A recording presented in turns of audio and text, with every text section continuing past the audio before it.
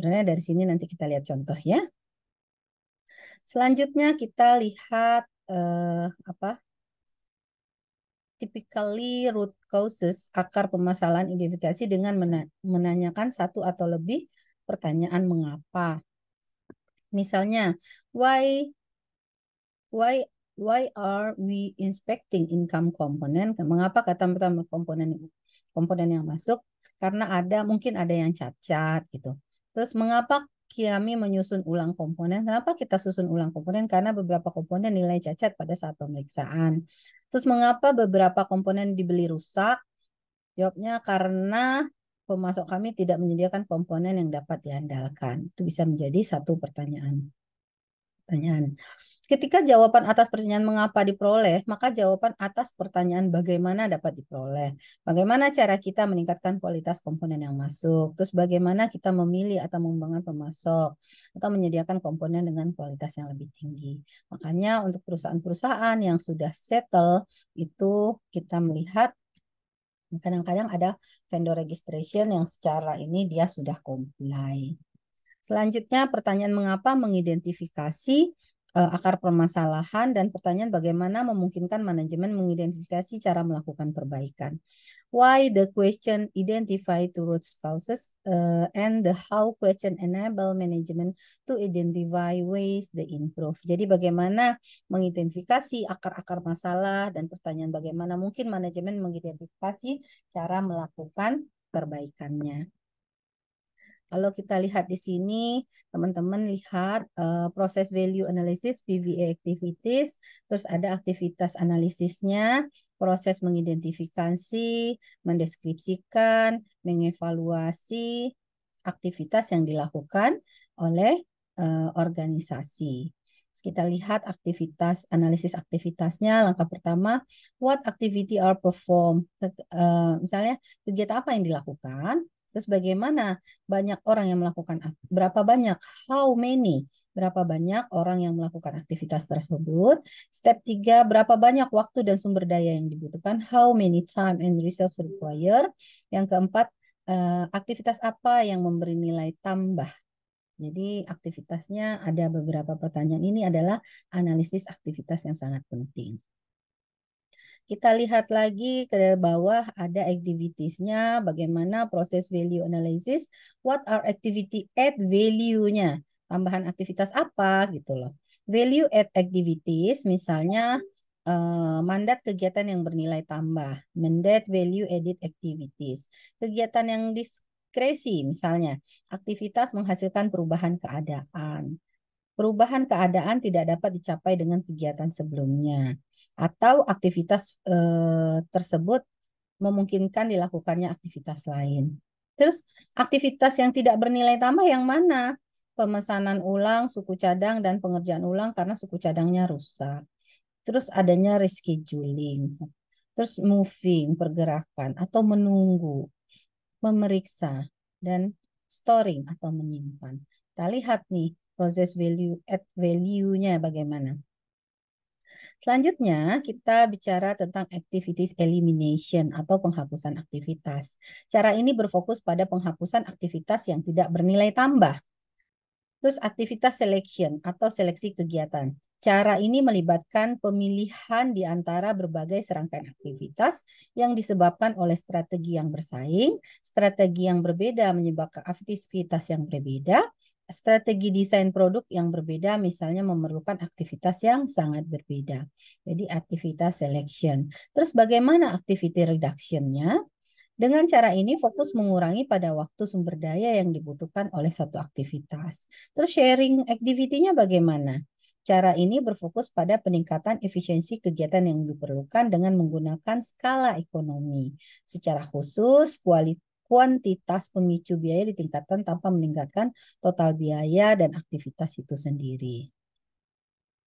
Kita melihat di sini proses value analysis atau PVA, aktivitas performance measurement atau pengukuran kinerjanya.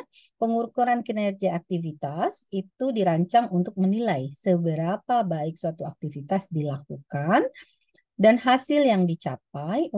Ukuran kinerja aktivitas bersifat finansial dan non-finansial dan berpusat pada 3 dimensi utama. yaitu efisiensi, quality, waktu. Jadi efisiensi, quality, and time.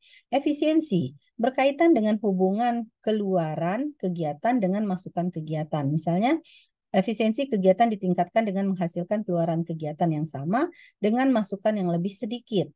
Tren biaya yang menurun merupakan bukti bahwa efisiensi kegiatan semakin membaik. Jadi memang dilakukan efisiensi. Sama quality, concern berkaitan dengan melakukan aktivitas dengan benar pada saat pertama kali dilakukan. The time atau berkaitan dengan waktu siklus kecepatan ya, velocity. Kalau kita lihat definisi dan kategori dari cost of quality, kita lihat biaya kualitas adalah biaya yang timbul karena kualitas yang buruk memungkinkan ada atau memang ada. Jadi kategori biaya kualitas itu biaya pencegahan atau prevention cost, biaya penilaian atau appraisal cost, biaya kegagalan atau internal failure cost, sama external failure cost. Kalau kita lihat cost of quality ini, kategori quality cost itu ya ada prevention, teman-teman lihat external quality, internal failure, appraisal cost, prevention cost. Oke, kalau kita lihat contoh-contoh dari biaya quality, karena ini adalah core kita, misalnya untuk prevention ada quality engineering, terus ada quality training, ada recruiting, ada quality audit, ada design review, ada quality circle, ada marketing research, ada prototype inspection, ada vendor certification. Jadi cost-cost ini bisa kita lihat untuk prevention. Appraisal, inspection of material, packaging inspection, product acceptance, process acceptance, field testing, sama continuing supplier verification. Kalau kita lihat internal failure cost, ada scrap, ada reward, ada downtime, ada inspection, ada risk testing, ada design change and repair.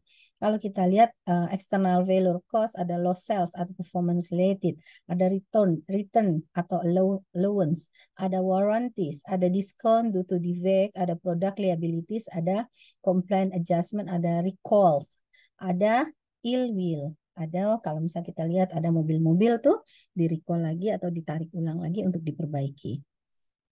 Kalau teman-teman lihat prevention cost ada di sini berapa persen sih dari sales itu rata-rata untuk quality cost report itu total quality cost suatu perusahaan itu hampir 20% dari percent of sales-nya. Teman-teman lihat. Oke. Selanjutnya kita masuk ke hidden quality cost. Biaya kualitas yang tersembunyi.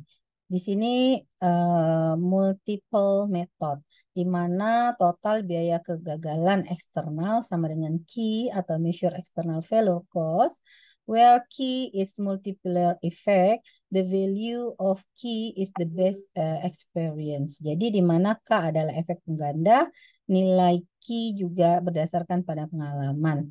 Misalnya, Westinghouse Electricity melaporkan nilai Q di antara 3 dan 4. Jadi biaya kegagalan eksternal yang diukur adalah 3 juta. Maka biaya kegagalan eksternal sebenarnya di antara 9 juta sampai 12 juta. Memasukkan biaya tersembunyi dalam menilai jumlah biaya kegagalan eksternal memungkinkan manajemen untuk lebih akurat menentukan tingkat pengeluaran sumber daya untuk kegiatan pencegahan penilaian secara khusus dengan meningkatkan biaya kegagalan, berharap manajemen meningkatkan investasi dalam biaya pengendalian. Jadi di sini untuk multiplier